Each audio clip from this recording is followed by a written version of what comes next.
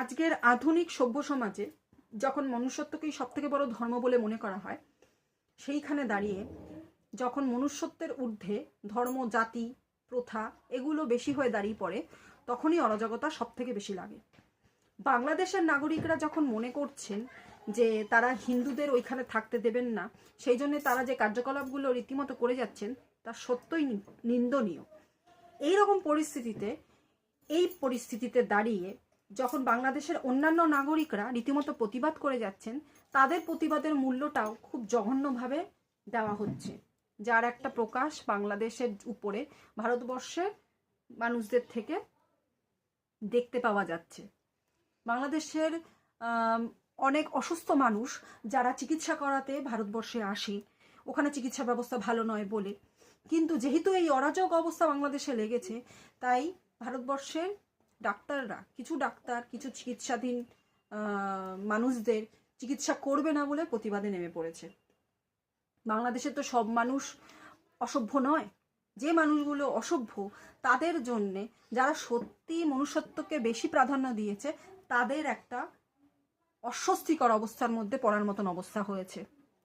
মনুষ্যত্বের থেকে বড় যেখানে কিছু নেই, সেখানে দাঁড়িয়ে ভারতবর্ষ তো ধর্মনিরপেক্ষ সার্বভৌম দেশ। তাই তাদের বিচার বিবেচনা করে একটু এগোনো উচিত যে আমরা খারাপটার বিরুদ্ধে যাব, আমরা ভুলটার বিরুদ্ধে যাব, কিন্তু যেখানে রোগগ্রস্ত মানুষগুলো আগে থেকেই কষ্ট পাচ্ছে, তাদেরকে নতুন করে কষ্ট দেওয়াটা কি উচিত হবে? আমরা চেষ্টা করব নয় কি যাতে তারা ঠিক মতন চিকিৎসাটা পায়? যারা গন্ডগোল করছে তারা সারা জীবনে গন্ডগোল করে যেতে পারে, কিন্তু যারা গন্ডগোলের বিপক্ষে কাজ করছে কিংবা গন্ডগোলের প্রতিবাদ করছে, তারাও তো এফেক্টেড হচ্ছে এই বিষয়টার জন্যে।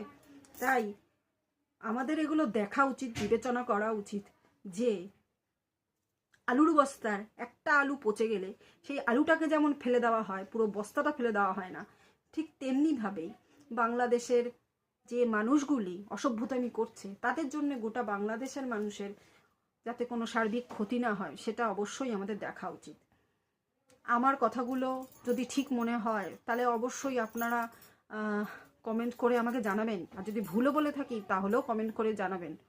আপনাদের মতামত আমাকে আমার মানসিকতাকে দৃঢ় করতে আরও সাহায্য করবে, যে আমি যেগুলো বলছি সেগুলো ঠিক বলছি না ভুল বলছি, তাহলে শুধরে নেব নিজেকে। ভালো থাকবেন সবাই, সুস্থ থাকবেন।